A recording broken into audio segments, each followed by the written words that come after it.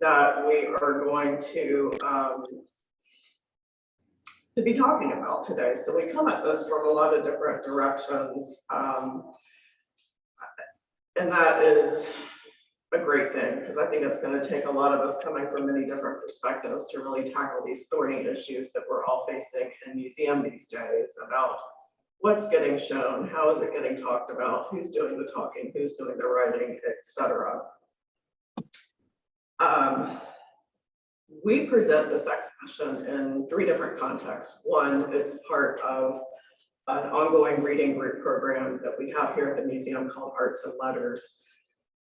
The second reason that we present is we present on the occasion of this exhibition, Pieces of History, Decorative Arts of the Gulf South being up in our galleries. This is definitely an exhibition that causes us to look at old things in new ways. Just off screen, we're looking at a big kind of cupboard, sideboard, china cabinet looking piece, traditional and exactly what you would expect to see in an exhibition of the material culture of the Gulf South, of plantation life. And just off camera and the other direction is a beautiful kind of Baltimore album quilt style quilt. Again, very much what you would expect to see in an exhibition of this nature. The piece, though, that is in frame and right next to me is maybe something in the past you would be less likely to see in a material culture or decorative arts exhibition. And it is a livery coat that was worn by a 12-ish-year-old boy who was enslaved by a wealthy planter in and outside of New Orleans. So this exhibition, thanks to its creator, the Historic New Orleans Collection, looks at objects that represent white experiences, that represent Black experiences, that represent intertwined experiences. And it does its best at telling those stories through the interpretive labels that accompany each of the objects in the exhibition.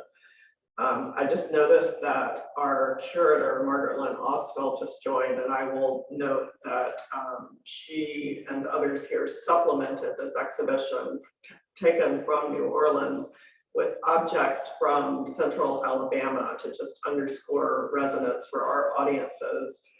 And we did so with an eye toward picking objects and telling stories that continued to tell the broadest possible story of the lived experiences of people in the 19th century plantation culture of the Gulf South. So that's second context. Third is we are an institution that is in the process of really looking at who we are internally, who we are externally, who we might be internally, who we might be externally through the lens of diversity, equity, inclusion, and access. We've been on this path for quite some time. We were lucky enough to receive a grant from the Institute for Museum and Library Services this past August, which allows us to go broader and go deeper in these pursuits over the next 3 years. So this program, this centering on Alice and her book and everything that it is and faces is sits at the intersection of these 3 pieces of the puzzle that is the Montgomery Museum of Fine Arts. Alice and I had an opportunity to chat earlier in the week, so we have a rough course laid for us, but because we are in a traditional Zoom format, everybody can up and out as you see fit. We have sort of created some slides to have on hand that might illustrate topics that we thought might be of interest to the folks in the room and online and those who might come to watch a recorded an archived version of this program. But we are prepared just to take this conversation nearly about anywhere it's going to go.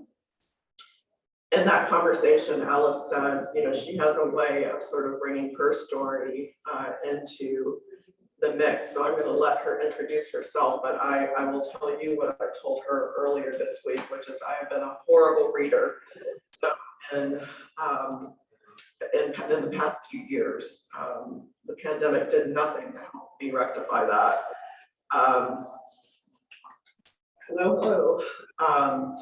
And her book has been my gateway drug and has brought me back into reading, and it did so as, you know, kind of in the realm of professional reading, but also just personal reading. It was so accessible, so readable, so relatable that I just thank her for helping me become a better reader again. I've gotten a little tired of reading short articles, so to sit down with a paper book was just absolutely delicious. So thank you, Alice, for that. And I'm going to turn it over to you so you can introduce yourself before we start having at some of these topics with other folks. Hi, everyone. Thank you so much for taking part in this, and thank you for having me. I'm really glad to be here and very excited about our conversation today. I find it's often quite useful to introduce myself and give a bit of context to the work that I do and the background that I'm coming from. I am Australian. I'm of settler colonial descent. I was born in Australia. I grew up in Hong Kong, and I've lived in the UK most of my life. So my personal history is deeply entwined with the history of British imperialism. I studied art history at university and then went on to do a master's in material culture anthropology. And my focus is very much on museums as spaces for storytelling and the way that we interpret their collections, not simply in the kind of educational sense, but also in the way that we can make space for museums to become sites for emotional response as well. I started a project in 2017 called the Uncomfortable Art Tours, which grew out of my BA in art history and my experience as an educator, and decided that I had research and skills that I wanted to put to use in a museum space, even though that was not something that was necessarily encouraged or supported in a lot of the museum roles that I'd worked in. I was trying to focus specifically on the representation of colonial history, which in my experience was something people in the UK felt very disconnected from and was often seen as a thing that kind of happened elsewhere, that it wasn't sort of relevant to them and wasn't something that they expected to find in their museums. So the first tours that I ran were actually at fine art galleries, and I used the collections as a way of showing people the history of British imperialism in terms of the portraits, the owners of these paintings, the artists, the subjects at stake here, and trying to find ways of telling a story about British imperialism using tangible objects to make it a bit more accessible. From there, I also started running them at other museums, including more obvious sort of colonial history museums like the Victoria and Albert Museum and the British Museum. And that turned into my book. So just to give you some context to the work that I was doing with my tours, I wanted to show you the stickers that I kind of used as part of my branding and kind of symbolism for the tours. This idea of displaying it like you stole it was really important to my work as a way of talking about the representation of objects, the idea of engaging with colonial history, not only by repatriating objects, but engaging with the way that they were acquired in museum spaces. And I also have, I hope these images are okay, I hope you can see them clearly enough, the postcards that I made as part of my work, which was about this idea of empowering visitors to speak back to the museum. The stickers and the postcards are quite confrontational, and I want to be clear that I knew that from the start, and that was deliberate. But my intention with my work was always to try and bring audiences into a museum space that they might not feel fully welcomed or fully comfortable in, and work with the stories that were there to create a different kind of engagement with colonial history. In the work that I did on my book, The Whole Picture, the idea was to sort of develop the format of the tours and model it on different types of art gallery and use real objects to try and tell these stories. And I've been working more recently on ideas of commemoration and memorials. So my current work is very strongly focused on public art and responses by artists to colonial era or kind of post-colony monuments and commemorations, and the ways that we react to them in public spaces. I see myself as a museum worker first and foremost. I see myself as an art historian and as someone who's engaged in education work, but I also think that the kind of public element of my work is really important. And I have tried to make my work with the tours, with the book, with everything as accessible as possible, because I believe that these are conversations that need to be happening in public as well as within these institutions. And that by making questions of provenance, questions of access as immediate and tangible as possible for visitors, we also grow as museum professionals because we are engaging with audiences in a more direct and immediate and intimate way. So I hope that's okay as a little introduction. The book was a thing that very much grew out of the tours and was immediately out of date as soon as it came out, which was kind of the idea. My hope was always that my work could help to agitate for some changes, and a number of museums here in the UK have quite directly responded to my work, which has been very interesting. But I think the thing that brings me much more satisfaction is the knowledge that it's been popular amongst museum professionals, even if they don't directly engage with it in the gallery spaces, to know that my work is being read and being discussed by general audiences as well as a museum audience is very validating. Thank you for that, Alice. Maybe since you just mentioned artist commemorations, we can start with the little brainstorm I had this morning. Okay, so I'm gonna share the screen.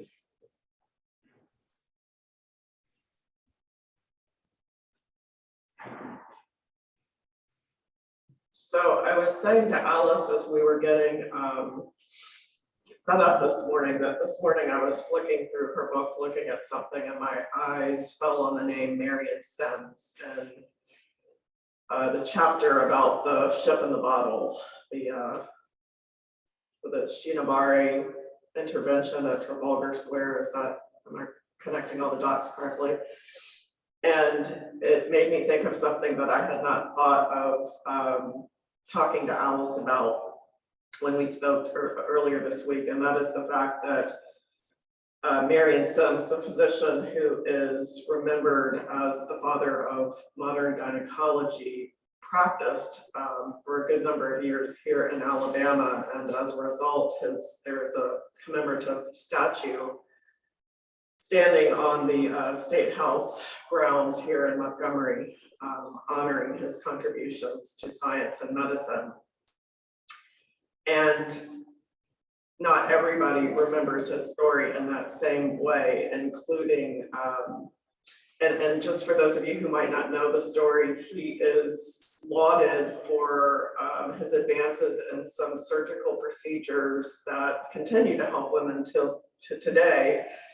The part of the story that isn't always told is that he experimented on enslaved women and worked from the assumption that Black bodies feel less pain than white bodies. And the slide at the right, and so he worked without anesthesia. I think that gives you all the key pieces of that story. And if I've missed something and somebody can help fill in, please do. But the slide at the right is another monument in downtown Montgomery that has been recently raised in response to the Marion Sims sculpture, and that is called the Mothers of Gynecology, and they are the kind of life, love, and creation of a local artist, Michelle Browder, and they probably sit within a mile of each other downtown. This is at the corner of Sayre and Mildred for those who are local and haven't yet seen this new work downtown. So I offer these just as a point of reference in addition to the case studies that exist in the book and as a place for us just to talk about monumental sculpture then and monumental sculpture now, and what it means to have both of these coexist almost in conversation with another. And if it pulls us out to other examples of contemporary practices like this, then so be it. But just in the spirit of doing something that was hyper local and very resonant to us, I thought I would just put it out there for the group and for you, Alice. Yeah, thank you so much for sharing this example. The reference to Sims it's just a little passing reference in the chapter about a work by Yinka Shonebare. One of the other works that's mentioned in that chapter is the statue of Edward Colston that was in Bristol until it was removed from its plinth last year and thrown in the harbour, which has become a really interesting case here in the UK. It's no longer in the harbour. It was fished out for conservation reasons and was put on a temporary display. I've actually got an image of it.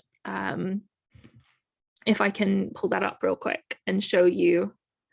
But it was a really interesting case because the way that the statue then kind of took on this life in the gallery is so interesting to me. It became a kind of very different type of artwork. It's still got the paint on it, it's lying down. And there's a question now of how it's going to be treated. So it's probably going to go on permanent display in one of the museums in Bristol, which is quite exciting because hopefully they will contextualize it better than the plinth ever did. But this has become the sort of recurring touchstone of discussions about commemoration here in the UK at the moment. And it's something that I've been thinking about a lot recently. A couple of other examples. This is a work by a studio in Richmond, kind of reinterpreting the Robert E. Lee statue just before it came down by using a kind of daguerreotype glass plate image styling and cracking the plate, which I think is really interesting for its kind of comment on historical artistic techniques as well. But beyond that, there's also the way that statues here in the UK have firstly been graffitied and then put in boxes for their own protection, which is stylistically fascinating to me, to turn this monument into a kind of blank space. But I would be really interested to hear if any of you as museum professionals are working with monuments at the moment, and particularly if you're thinking about what to do with them. I know that the classic discussion is always that we should take down statues and then put them in a museum. And I know that many museums do not actually have the space or capability to take on these objects, that it then becomes this huge like resource that you've got to deal with. And that's one of the questions for the Colston statue is, how much space is it going to take up? How's it going to be conserved and that sort of thing? But I think that artists' reactions to these kind of monuments can be a really fruitful way of engaging with them. So I'm really grateful to see that Mothers of Gynecology example. But yeah, I'm curious if this kind of feels relevant to any of you, or you have kind of resonant experiences. While people brew on that and perhaps start to prepare responses, I'll just say I'm so happy that you brought up the Richmond, Virginia example, because it has been such an interesting story to follow at every chapter, you know, whether it was the graffiti that was placed on the plinth of the Robert E. Lee sculpture, the projected Black Lives Matter onto it, the new equestrian sculpture that stands nearby that I think was commissioned at least in part by the Virginia Museum of Fine Arts, the Kehinde Wiley equestrian statue, just so many iterations of response to commemorate, to 19th century commemorative statuary. Just as a little note to those of you who are not in Alabama, we have a special situation down here where we have laws that have come down from the state legislature that prohibit the removal of sculpture over 30 years old. And if you do so, it comes with a $25,000 penalty for doing so. So Alice, you talk about, institutions having the challenge of where to put or how to afford the conservation of or the reinterpretation of, but doing so in Alabama comes with an extra tax, if you will. After the Colston statue was removed, the government has been attempting to introduce stricter rules about protest, and particularly the policing of protest here in the UK. And the act of damaging a statue can now carry up to 10 years in prison. The 4 people who were most sort of immediately involved in the taking down of the Colston statue have actually just been cleared of criminal damage, but there is a very strong possibility that there's going to be a retrial with different charges brought against them. So yeah, I mean, I talk about this fairly optimistically in terms of thinking about what museums might do with these statues, but I'm also very aware of the barriers to transforming these statues in any way. Related to, I have the print of the Lee daguerreotype directly above my desk, as well as one of the Colston statue going in the harbour, and another one by an Australian artist called Tony Albert showing him swinging on a wrecking ball at a statue of Captain Cook. And I think that, and I wanted to also mention, I don't know if you can see this very clearly, but this is again the Robert E. Lee statue. It's by the same studio in Richmond. It says "Giddy up, loser." And it shows the horse without him on it, which has become one of my favorite images circulating around that monument in particular, the way that so many statues, for a while there was this sort of meme on Twitter, at least, of equestrian statues with the body shopped out. So it was just a picture of a horse, which I thought was a really funny way of reimagining these monuments to kind of, the horse did nothing wrong. To reframe the way that we see them. But yeah, this question of how you can even begin to reinterpret a statue is something that I recognize the very high stakes that come with that too. So I think people have had an opportunity to chime in on this. I just want to do a last call in case someone wants to unmute and add to this conversation about artist interventions and responses to and the removal of traditional monumental statuary. One of my concerns with all of this is when we remove things, we run the risk of forgetting both why they were ever there, why we ever thought that was good, and why we think it isn't good now. And in another 100 years or 200 years, people are going to think differently than we even do now. And that's a concern of mine, is that it's like a wound. If you have a deep wound and you cover over the top, you haven't healed that wound. You've covered it up. And my concern is dealing with these extremely problematic public monuments, but in a way that we aren't covering over that fester, that we're actually healing the fester. Does that make sense? Yeah, completely. And the idea of these statues as kind of being part of the wound process is something that I have also, I've used that metaphor as well. And I think it's a really interesting way of thinking about it. I personally like the idea of empty space. And I think that can be very effective. There's been some discussion about leaving the Colston plinth with a plaque on it to say there was a statue of a slave trader here. It stood here for however many 100 years. It was considered acceptable until it wasn't. And the kind of context of that being placed kind of in the negative space left behind by the statue can be very effective. I'm also strongly in favor of responses that reimagine these monuments sometimes. So having a kind of reframing of what the monument is. If, for example, here in the UK, I don't know if this is, I think you have something very similar with the sort of heritage plaques. And there's been some discussion about how we might add more information sort of alongside like historic site markers.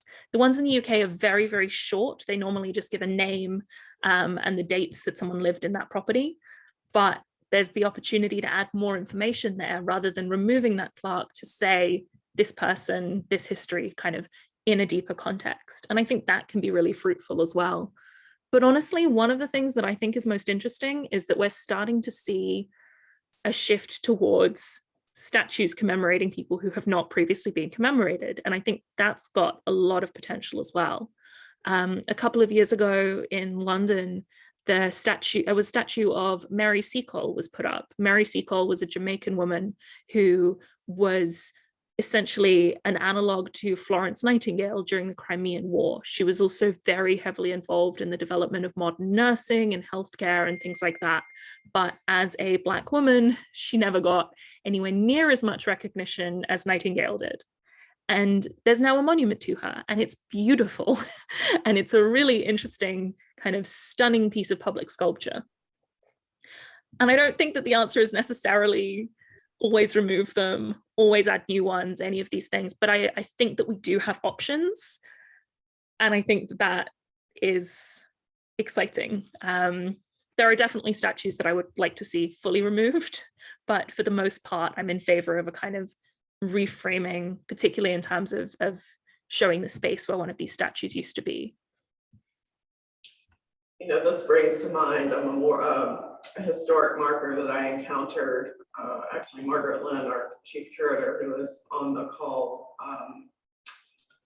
but not on the screen. She and I went out to an interesting event in Lowndes County, Alabama, a rural area about 45 minutes from here. And the event was to learn about the enslaved people who attended churches, white churches in rural Alabama.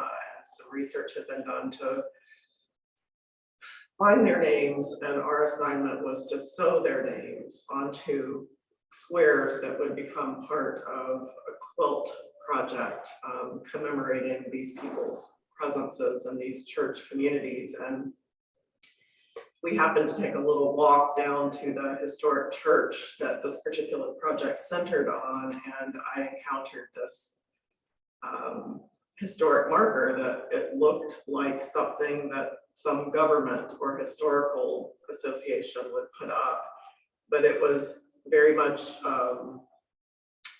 it was a very confrontation, a very matter of fact, but could feel very jarring to someone, account of the history of the enslaved people in that community. And I looked at the bottom of it, and it had been erected by the by EJI, by the Equal Justice Initiative. So I thought that was really clever to even just make it look in every way like an old-timey sign, but clearly this was a very new perspective that had been brought to the site.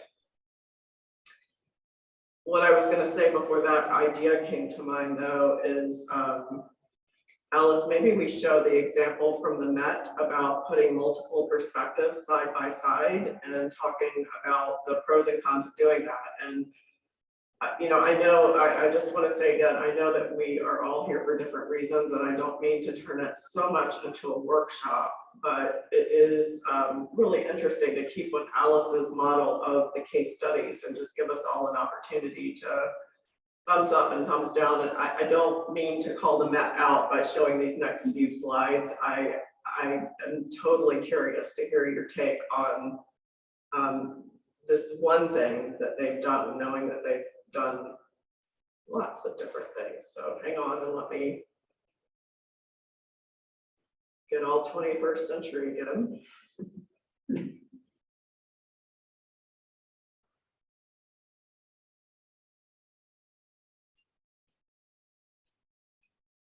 Okay.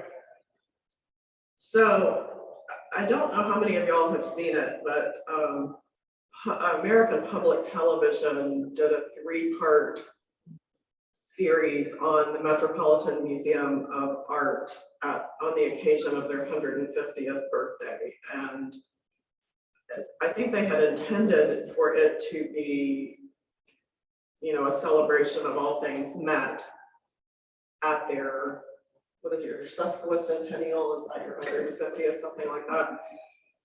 But I think they began shooting the week that COVID locked us all down. So as you can imagine, the three-parter became a very different proposition. And each episode, instead of being about all things great and glorious, the Met, turned out to be a response to how they entered the pandemic, how they're exiting the pandemic, and then how they are facing social justice issues in the middle of all else. And the really sorry slide in the upper left, I quick screen capture from that video, and it just shows the base of the sculpture at right, which is St. Gaudens Hiawatha.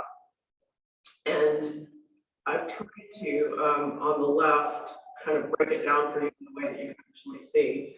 The middle left slide is, I guess, the traditional label as it has been that still stands at the base of this piece. And then the language at the bottom, I pulled from their website, which explains this Native American Perspectives initiative that they're doing, where they are introducing the perspectives of contemporary artists and academics who identify as and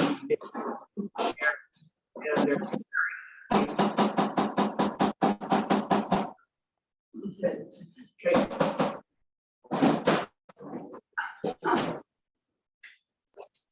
Jill, if you can hear me, if you can mute, that would be great. So the middle slide is the traditional interpretation. Bottom text is the perspective that you see in blurry purple above. So Alice, do you want to start us off on what it means to do both, what it could mean to do both at once? Yeah, so I find this really interesting because it's a technique that a lot of museums here in the UK have been using as well. And it's something that they've been doing for quite a long time in some cases. The Tate in particular has kind of led the way with this, where they would put up extra labels around the gallery, usually as a temporary thing, giving an extra response to some of their artworks. And it can be really fruitful. It can be really interesting to say, we have multiple perspectives on the same object. I've been part of their audio guides, providing an alternative interpretation of some of their artworks. And I think there is an opportunity in it.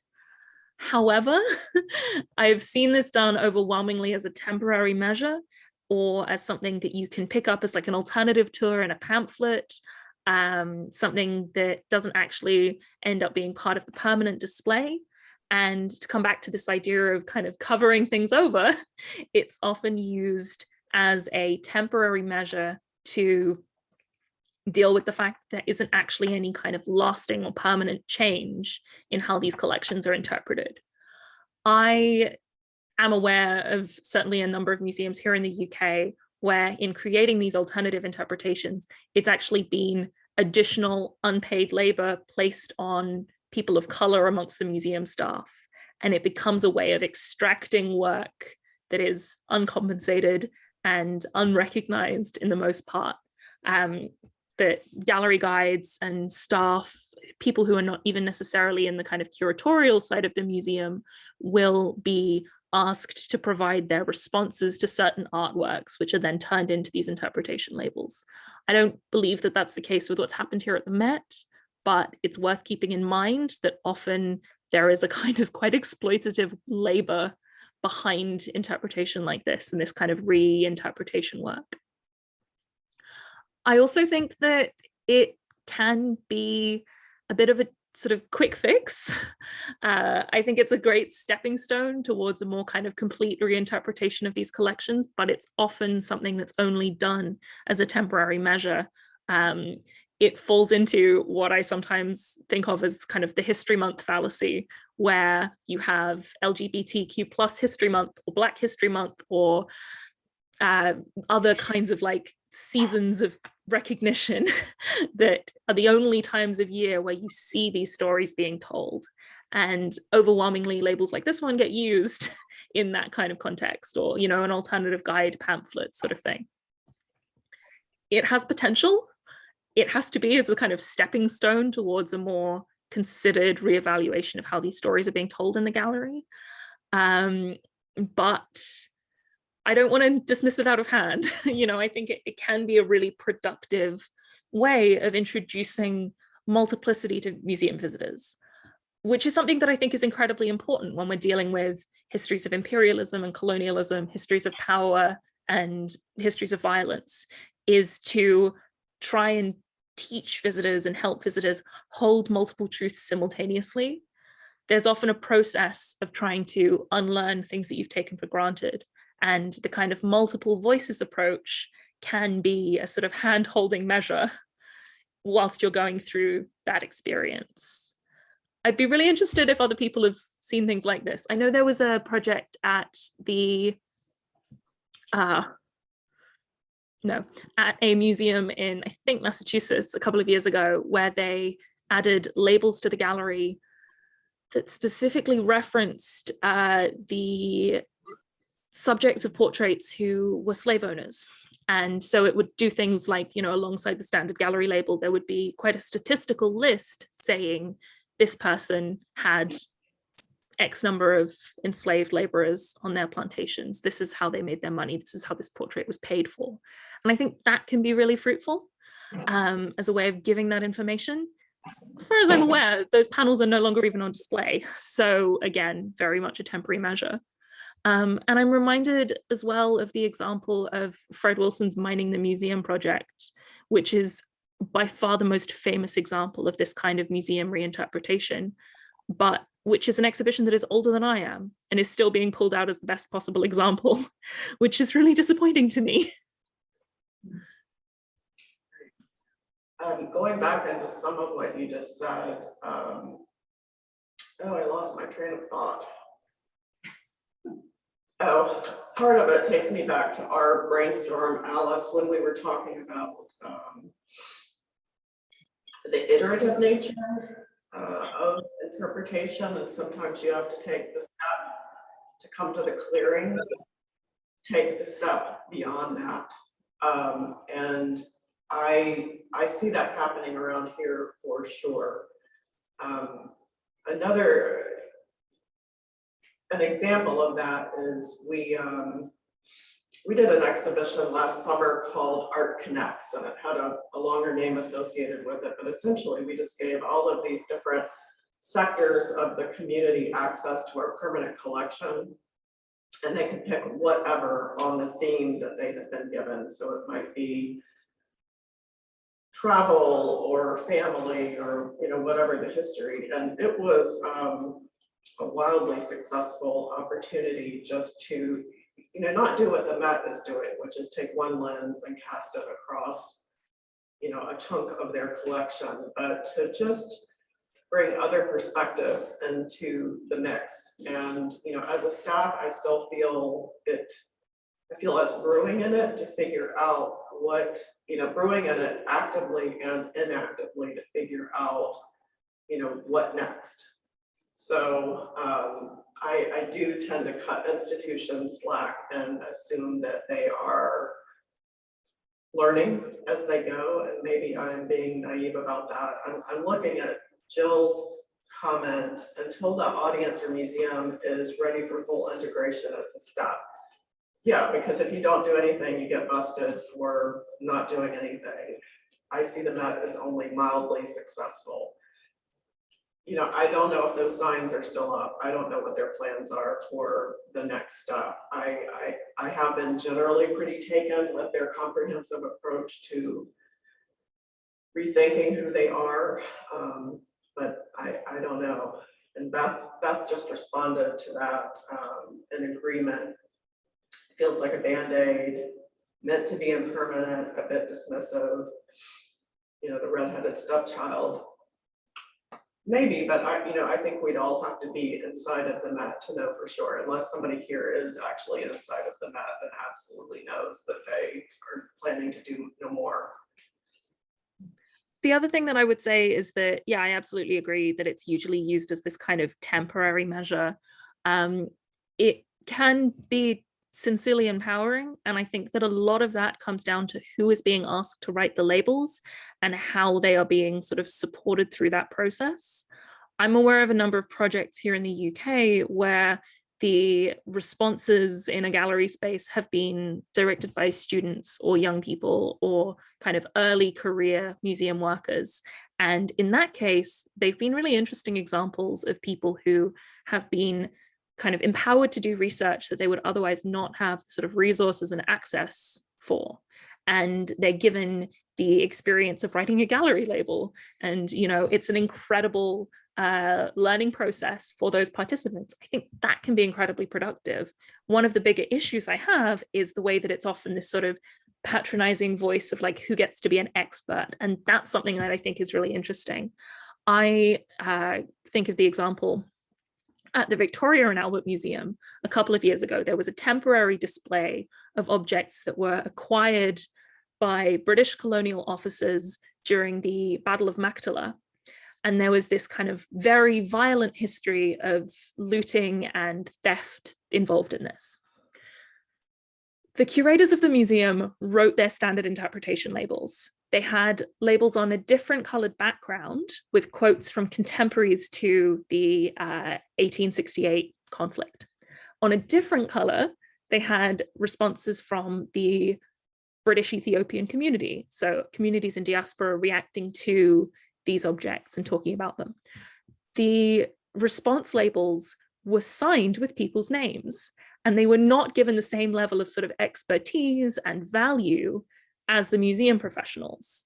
And I thought that was really interesting because it was clearly this case where they were given a very different weighting. Those respondents were encouraged to tell very personal stories rather than giving kind of historical information or tell people about the use of some of these objects, for example. And the power imbalance there was incredibly obvious, like really, really immediate. There were lots of things wrong with that display, not least the fact that most of the Ethiopian language in the labels was grammatically incorrect because the designer did not speak the language that they were translating into. And it was just generally quite poorly done. I can see a mention to I think it was the Phillips collection that had security officers do interpretation. I know there's also been a really interesting case. I think it's in Philadelphia, the art museum has tours led by refugee communities who are responding to objects. And that can be really powerful and really, really valuable. But again, it comes down to the sort of power and status that these interpretations are given and whether they are seen as sort of cute little side projects or recognized as having sort of actual expertise behind them.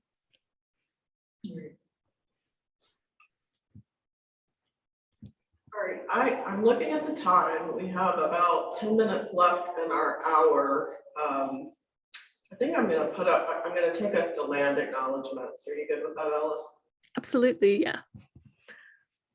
So this is something that actually Angie and I discussed earlier, and I find it very interesting coming from an Australian context, because the idea of a welcome to country, which is a statement given by an Indigenous person who is of the land that the event is occurring on, versus an acknowledgement of country, which is something done by a white or settler colonial person acknowledging traditional ownership, has been a thing in Australia for a really long time. And I've been talking about it for years with people from other settler colonies and trying to sort of explain it to British people that have never heard of this. And it's something that I'm very familiar with and that has also come to be considered sort of not really enough anymore. Simultaneously, I've been asking people anytime I do an event sort of with or alongside people from another kind of settler colonial experience or background, or who are engaging with histories of displacement in any way, if they do land acknowledgements and things like that. So I was really interested that Angie brought this up organically. So we talked about how to talk about, we all have the power to make the leap from colonialization to the issues that are in the language that we use to consider our own history and issues. And here at the museum, we actually do work in a landscape that has a Native American population that is very much part of the scene. And so I have been paying attention as I've been to gatherings where land acknowledgements rather have been shared, and trying to figure out how and when and in what way we might incorporate that into our practice at the museum and not come off looking like we are doing the obligatory thing, that we are doing something from heart, because it is from heart. We have not had the occasion that really presented itself until this exhibition that, again, we've taken from the Historic New Orleans collection, and it came with a labor acknowledgement, which gave words to some feelings that I have had in the times that I have thought about what a land acknowledgement might need to be for us, which is to say, how can we give voice to the experience of the Muskogee Creek Indians who still inhabit this land with us, and not also figure out a way to include, recognize the experience of enslaved people who have an equally important share of this landscape. So we are actually sitting in front of the land and labor acknowledgement, those of us who are in the gallery. I put it up in bigger print for those of you who are online with us, just to show what we landed on for this instance. You know, this is a test drive for us. We are seeing how it feels to us, what kind of response we get from others. We haven't really gotten much response. I spoke these words at the very much pared down opening of this exhibition, and there were a lot of smiles and nodding heads. So, but it was very much a moment of preaching to the choir, I would say. So I just put this up there because I think including land and labor together is something that is an interesting solution for lots of us here in the US to think about. I'm going to take it down so we can see each other. So one thing that I would say kind of works alongside this is questions about how we name places and the use of language within museum spaces as well. There's been a lot of discussion recently in Australia about the words that you use to describe the geographic locations that things are from. There are pieces in museums that I work with here in the UK that are described as being from the Sydney region, even though they were made and acquired before Sydney existed. So there's this question of like, how do we name places and people and things like that? I'm in favor of using Indigenous language wherever possible. And there was a really interesting example at the Australian Museum in Sydney, so-called Sydney, where they used Indigenous language without offering a translation immediately. So often when you see the use of a First Nations language in a gallery label in Australia, it'll be a sort of word in brackets after the English definition, so that you've got it there as this sort of like fun little bit of color and zest thrown into the label. And so instead of doing that, they kind of flipped the dynamic and would introduce these objects using only their language names. And you can figure out what those words mean by the context clues. And the assumption is very different. Not that these objects are being sort of presented to an automatically white English speaking audience, but that they are primarily speaking to their custodians and the people from their cultural communities and language groups. And I think that's a really interesting shift. It's become a lot more common to have bilingual labels in museums. And I know of many examples where, you know, institutions have rewritten their museum text in order to have it presented bilingually, for example, in English and Spanish, or here in the UK in English and other non-European languages, and responding to migrant and diasporic communities that are served by these museums. And I think that that's coming to be something that we can take for granted, which is very interesting to me, because it's certainly not taken for granted that objects will be described in the language of their source communities a lot of the time.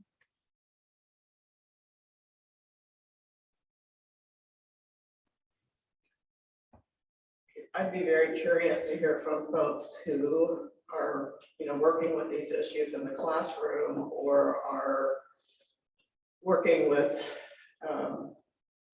and here I'm speaking about specifically about, doing something like a labor acknowledgement. I know a couple of you are from sites that are trying to figure out how to recognize this chapter of your history.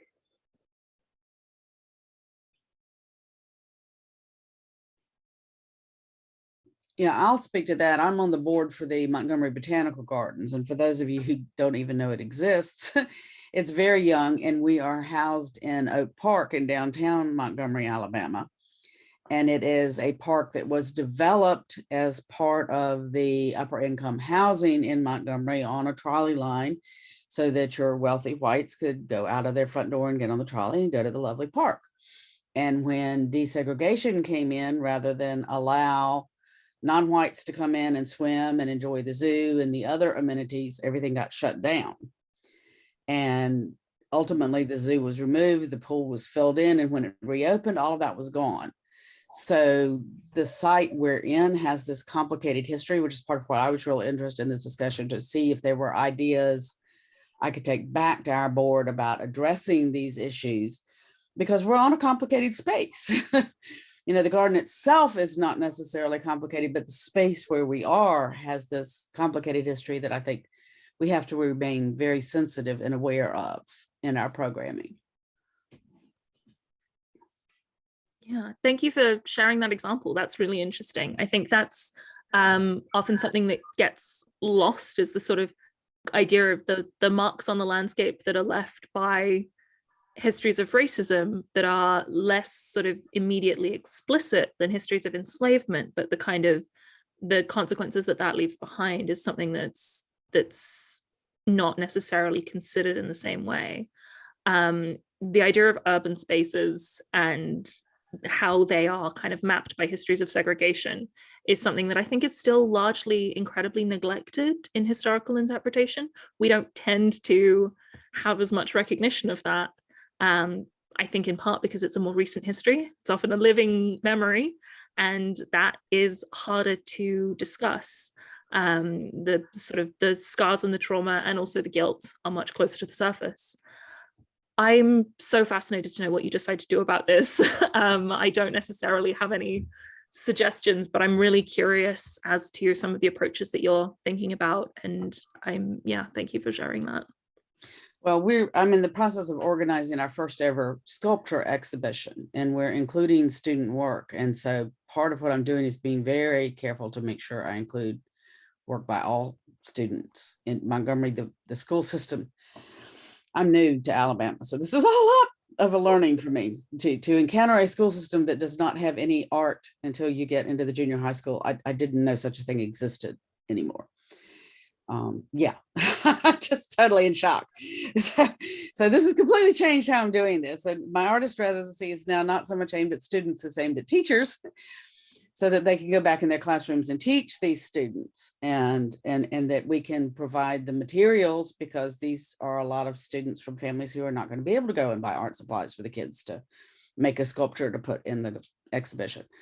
So it's changing that, because I want to make sure this exhibition does not reflect that divisive history, but is an inclusive step forward. And but I hope there are some other ideas that people will eventually come up with and share on how we can make this a healing space for a place that has this difficult history.